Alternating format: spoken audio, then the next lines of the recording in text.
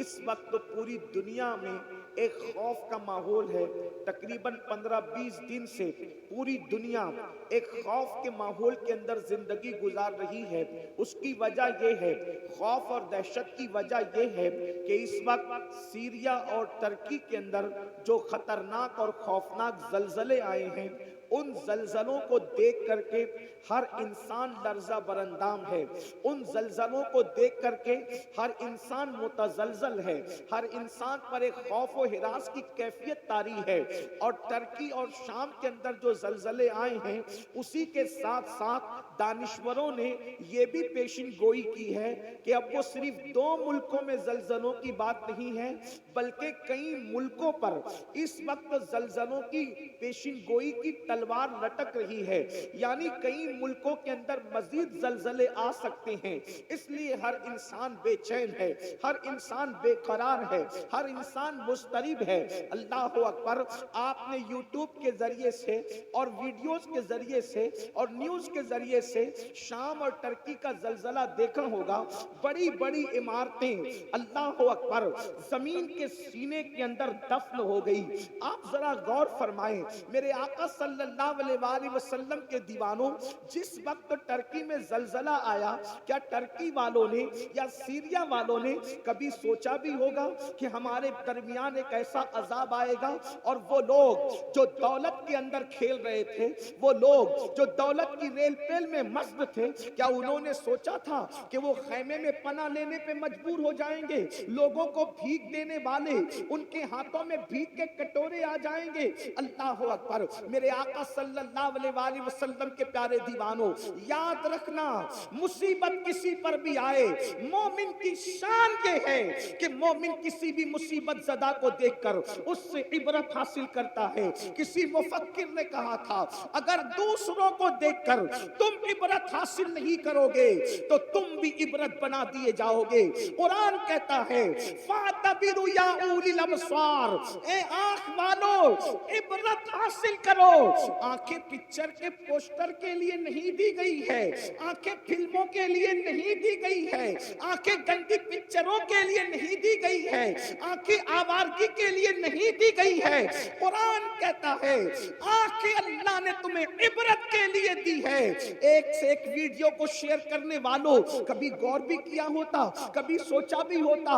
اللہ اللہ. ترکی اور سیریا کے اندر جو زلزلے آئے ہیں، انہوں نے کبھی سوچا ہوگا ان کے کتنے خوبصورت مکانات ہیں، ان کے کتنے اونچے اونچے مکانات ہیں، ان کے کتنے اچھے اچھے مکانات ہیں، لیکن دیکھ لو سرد موسم کے اندر اب خیموں میں پناہ لینے پر مجبور ہے. اللہ اکبر. میں یہ نہیں کہتا جن پر مصیبت آئی ہے وہ سب پاپی ہے، یہ نہیں کہتا جن پر تکلیف آئی وہ سب مجرم ہے، لیکن یاد رکھنا یہ بات آپ بھی کہتے ہو، عام بول چال میں ہم بھی کہتے ہیں، ہمارے علماء بھی کہتے ہوں گے کہ گیہوں کے برابر گھن بھی پسے جاتے ہیں. اللہ اکبر. اب آئیے زلزلے کیوں آتے ہیں، زلزلے آنے کی وجہ کیا ہے؟ اگر ہم نے اس پر نظر نہیں کی تو اللہ نہ کرے جتنی سخت مصیبت میں وہ گرفتار ہے، اس سے بڑی مصیبت ہم پر بھی آ سکتی ہے. میرے آقا صلی اللہ علیہ وآلہ وسلم کے دیوانوں، زلزلے آنے کی 2 وجوہات بتائی جاتی ہے. ایک تو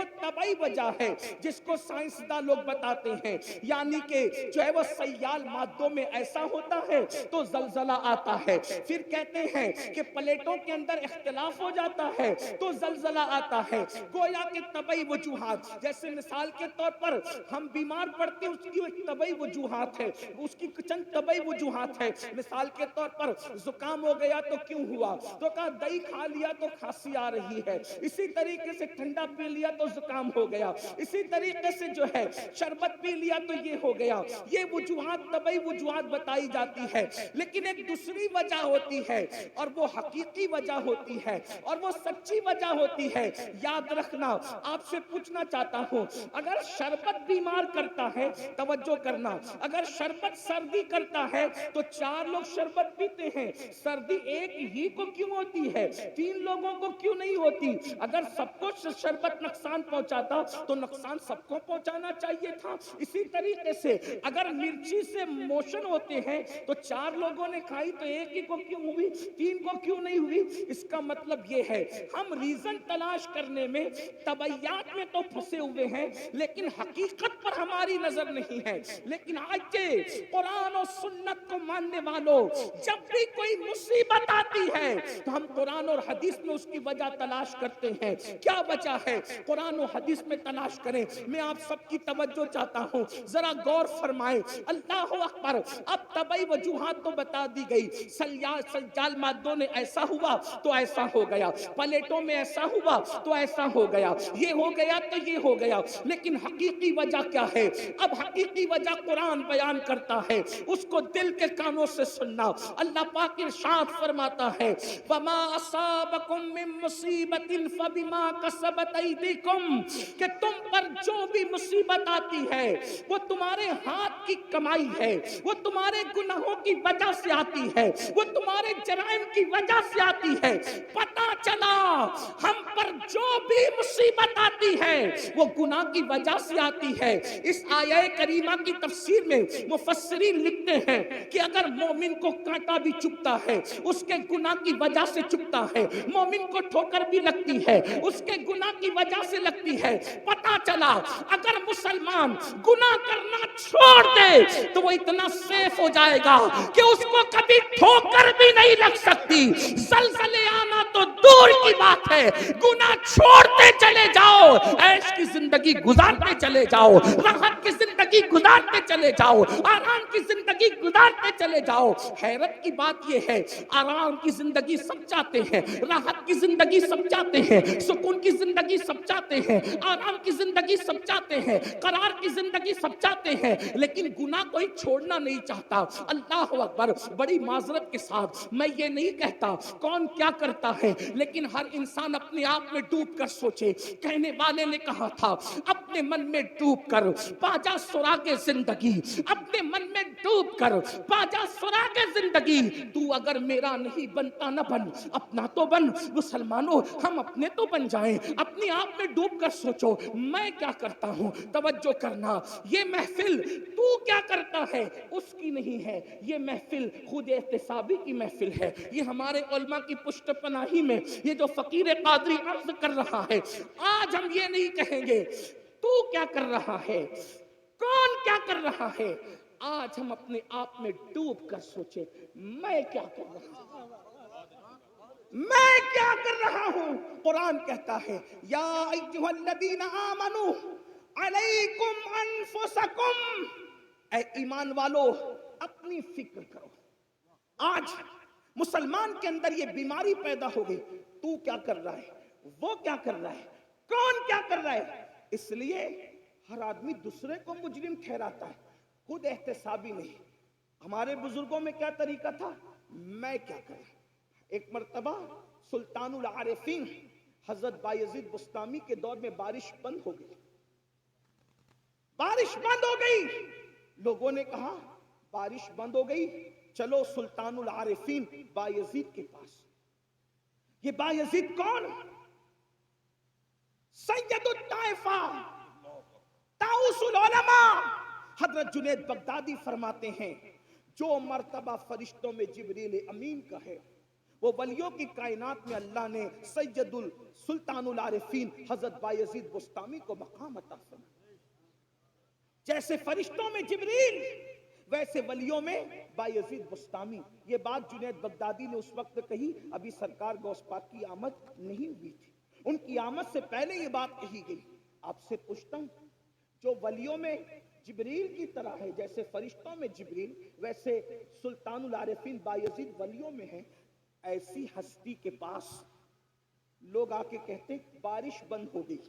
तवज्जो करना, अपने दौर की बेमिसाल हस्ती, जिसकी बारगाह में दाता अली हुजवेरी जैसे लोग खिराज अकीदत पेश करें, जिसकी बारगाह में जुनैद बगदादी जैसे लोग खिराज अकीदत पेश करें, जिसकी बारगाह में सिर्र सख्ती जैसे लोग खिराज अकीदत पेश करें, वो सुल्तानुल आरिफीन हजरत बायजीद बुस्तामी रदी अल्लाह ताला के पास जब लोग पहुंचे, हजरत बारिश नहीं हो रही, क्या फरमाते, मैं जान गया क्यों बारिश नहीं हो रही। तवज्जो करें, मैं जान गया क्यों बारिश नहीं हुई। कहा मेरे गुनाह हद से बढ़ गए, میرے گناہ حد سے بڑھ گئے، اس لیے اللہ نے میری وجہ سے بارش روک لی۔ ایک کام کرتا ہوں، میں ہی شہر چھوڑ کر کے چلا جاتا ہوں۔ جب مجرم اور پاپی شہر سے نکلے گا تو جس کی وجہ سے بارش رکی ہے پھر باران رحمت کا نزول ہو جائے گا۔ لوگ حیرت زدہ رہ گئے، اتنی بڑی ہستی، اتنی بڑی شخصیت جس کی زندگی میں کبھی تہجد فوت نہ ہو، جس کا مقام اور مرتبہ مقام شہودی اور حضوری میں یہ ہو کہ خود فرماتے ہیں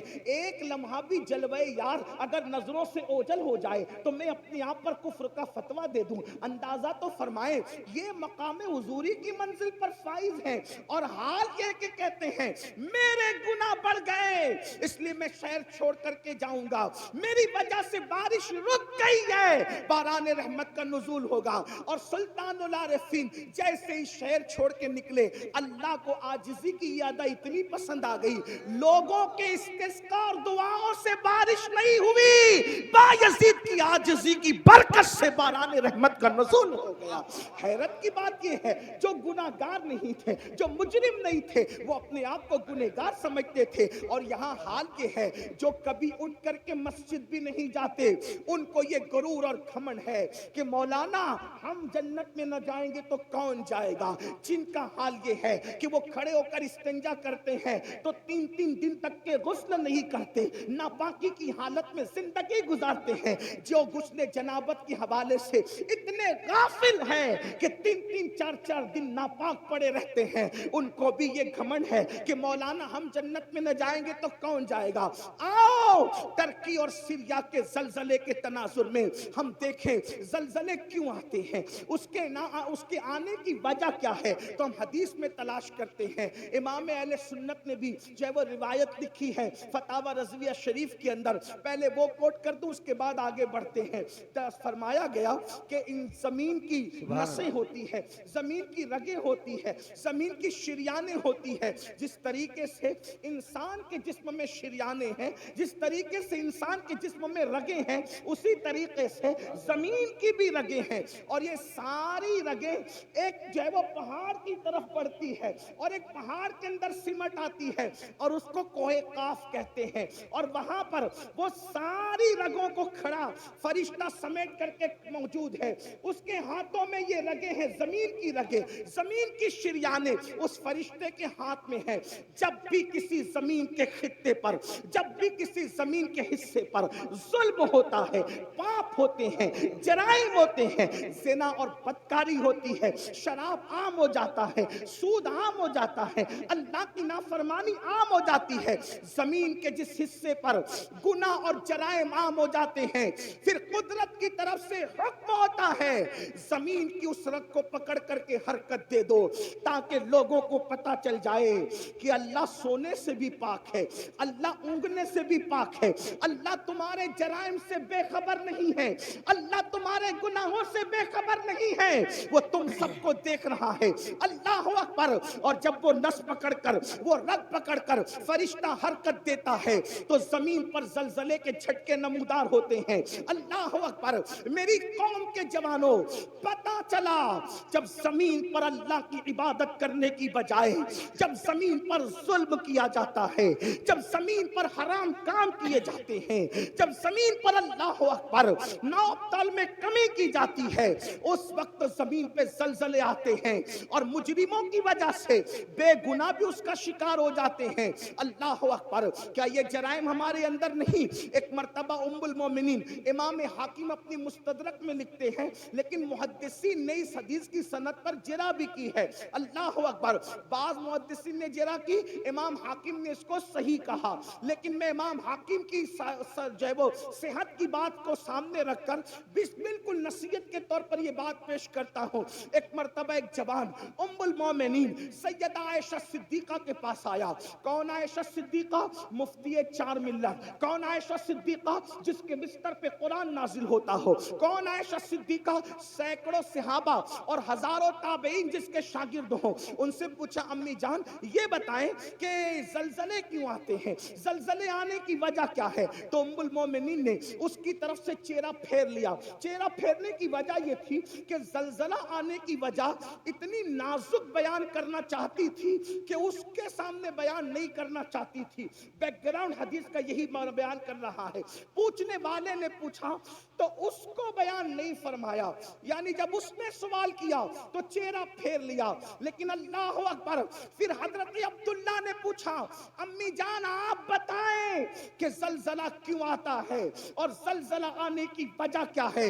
تو اس وقت ام المومنین نے ان کو جواب دیا، حضرت عبداللہ کو جواب دیا، عبداللہ زلزلہ آنے کی وجہ یہ ہے جب عورتیں اس نیت سے گھر سے خوشبو لگا کر کے نکلتی ہے کہ لوگ ان کے حسن کے فریب میں مبتلا ہو جائیں، ان کی طرف راغب ہو. خوشبو لگا کر کے عورتیں اپنے گھروں سے اس لیے نکلتی ہے کہ لوگ ان کے فتنے میں مبتلا ہو. پھر اس وقت زلزلے آتے ہیں جب عورتیں نامحرم اور مردوں کے سامنے، جب عورتیں نامحرم مردوں کے سامنے، اجنبی مردوں کے سامنے ننگی ہونے لگتی ہے، زنا کے لیے تیار ہو جاتی ہے، اپنے جسم کو پیش کرنے لگتی ہے، اس وقت زلزلے آتے ہیں. اللہ اکبر. ابھی آگے اور بھی روایتیں پڑھی جائے گی، اگر وقت رہا تو جتنا وقت مجھے دیا گیا میں اسی میں گفتگو مکمل کروں گا. لیکن آپ کی توجہ چاہتا ہوں، آپ سے پوچھتا ہوں، کیا ہماری بہن بیٹیاں آج گھروں سے عطر لگا کر نہیں نکل رہی ہے، خوشبو لگا کر نہیں نکل رہی ہے، پرفیوم لگا کر کے نہیں نکل رہی ہے، خوبصورت بن کر کے نہیں نکل رہی ہے، میک اپ کر کے نہیں نکل رہی ہے؟ آج اللہ اکبر مسلمانوں کا حال یہ ہو گیا، شادی کے موقع پر صرف چہرے بنانے کے لیے بیوٹی پارلروں میں جتنا خرچ ہوتا ہے اگر اس کا اندازہ لگایا جائے تو لاکھوں روپے صرف بیوٹی پارلر کی نظر ہو جاتے ہیں. میں پوچھنا چاہتا ہوں مسلمانوں، صرف داڑھی رکھنے سے ہم نجات نہیں پا سکتے، صرف 5 وقت کی نماز بھی ہمیں نجات کے سائل تک نہیں پہنچا سکتی، سروں پر ٹوپیاں رکھنا بھی ہمیں نجات تک نہیں پہنچا سکتا. اس وقت تک جب تک کہ ہم پورے دین پر عمل نہ کریں. ہم نے دین کی چند چیزوں کو اٹھا لیا، کسی کو نماز آسان پڑی اس نے نماز اٹھا لیا، کسی کے چہرے پہ داڑھی آسان پڑ گئی اس نے داڑھی رکھ لی، کسی نے ٹوپی کو آسان سمجھا اس نے ٹوپی پہن لی. یاد رکھنا، دین کو رسومات بنانے والوں، یہ رسمی عبادتیں نجات کے سائل تک نہ لے جائے گی. میرے نبی نے فرمایا وَالْعَاقِبَةُ لِلْمُتَّقِينَ. نعرہ تکبیر. آخرت صرف پرہیزگاروں کے لیے ہے، آخرت متقیوں کے لیے ہے. بلکہ یہاں تک فرمایا جو لوگوں کے سامنے ٹوپیاں پہنے، نمازیں پڑھے، روزے رکھے، نیک عمل کرے، اور جو تنہائی کے اندر پاپ اور گناہ کرے، اللہ ان کی عبادتوں کو ان کے منہ پہ مار دے گا. خدا کو ایسی عبادتوں کی کوئی حاجت نہیں ہے. میرا اللہ حاجت اور ضرورت سے پاک ہے، اسے کسی کی عبادت کی ضرورت نہیں ہے، وہ بے نیاز ہے. مسلمانوں بتاؤ تو صحیح، اللہ اکبر، ہماری بیٹیاں بیوٹی پارلروں میں جائیں، ہماری بیٹیاں خوشبو لگائیں، ہماری بیٹیاں اجنبی مردوں کے سامنے ننگی ہو جائیں. اب کچھ لوگ سوچتے ہوں گے کہ یہ مولوی یہ بات کیوں کر رہا ہے کہ بیٹیاں ننگی ہو جائیں. میں کہتا ہوں صرف کپڑا اتارنا ہی ننگا پن نہیں ہے. اگر دوسری حدیث پر نظر ڈالیں تو ذرا اپنے آپ میں ڈوب کے سوچیں کہ کتنوں کی بیٹیاں ننگی ہیں. بڑی معذرت کے ساتھ سفید ریش میرے بزرگ علماء بھی بیٹھے ہیں، ان کا ادب بھی میرے سامنے ہے، لیکن اگر انجیکشن نہ لگائیں، آپریٹ نہ کریں، آپریشن نہ کریں تو یہ قوم ہمیں ملتی کہاں ہے؟ جب ہم منبر پہ نہ بولیں تو کہاں بولیں؟ لوگ کہتے ہیں اتنی اوپن تقریر نہیں ہونا چاہیے. میں نے کہا جب لوگ اوپن گناہ کر رہے ہیں تو اوپن اصلاح کرنے کا ہمیں حق نہیں؟ جو قوم گناہ کرنے میں اوپن ہو گئی تو کیا ہم اس قوم کو آئینہ نہیں بتا سکتے؟ اور اللہ نیتوں کو جانتا ہے. فحش بات کرنے کی ہماری عادت نہیں، اللہ نیتوں کو جانتا ہے. لعنت اللہ علی الکاذبین، جو جھوٹ بولے اس پہ لعنت ہے. ہمیں شوق نہیں یہ بات کرنے کی. لیکن آپ سے پوچھتا ہوں، آپ اگر یہ سوچتے ہیں، ام المومنین نے کہا مردوں کے سامنے عورتیں ننگی ہوگی، زلزلے آئے عورتیں ننگی نہ ہو رہی.